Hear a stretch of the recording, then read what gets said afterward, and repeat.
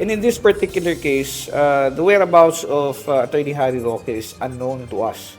Meron document na lumalabas that he's outside of the country. Nakalabas na ng bansa si dating presidential spokesperson Harry Roque ayon sa Department of Justice.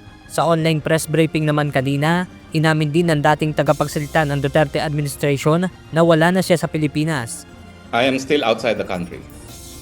Ngunit kanina, inihain ng abogado ni Roque sa DOJ ang kanyang counter affidavit upang sagutin ang human trafficking charges na isinampa laban sa kanya.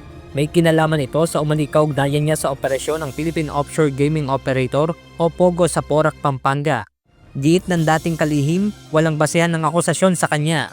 Sa supplemental affidavit, wala pong kahit anong aligasyon na ako po'y nag-recruit sa pamamagitan ng pananakot o panloloko at para pagsamantalahan ang kanilang trabaho. Wala pong kahit anong aligasyon na ginawa ko yung bagay na yan.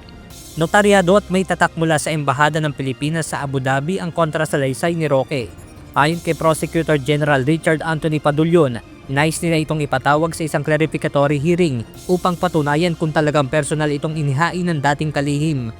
Now, even if he submits a counter affidavit through his lawyers, hindi ibig sabihin na tatanggapin nilang kaagad ng panel yan. Kasi number one, wala siya sa jurisdiction ng aming panel dito sa Pilipinas. The only way that we can consider that is if he executes the affidavit and has it notarized or apostilled before the embassy of the country where he is at that particular time. Pero hindi na ito kailangan ayon kay Roque. Hindi na po. Kung gusto nila ma-verify na ako'y sumipot, tawagan po nila yung consul na notarized at tawagan din nila si Ambassador Ver na personally present nung ako'y nanumpa. Pero wala po sa rules na kinakailangan ako'y magpakita dahil ang rules specify that I should take an oath before a government personnel na may kapangyarihan na magbigay ng oath. May naka-isyong immigration lookout bulletin na kay Attorney Harry Roque, pero hindi ito sapat para pigilan siyang makalabas ng bansa.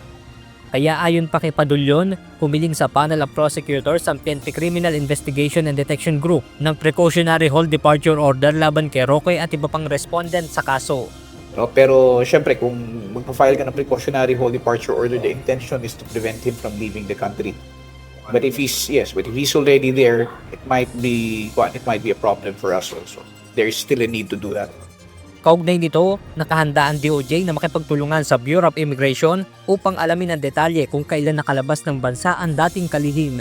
Benedict Samson, UNTV News and Rescue. Diyos ang aming sandigan, serbisyo publiko ang aming pinahahalagahan.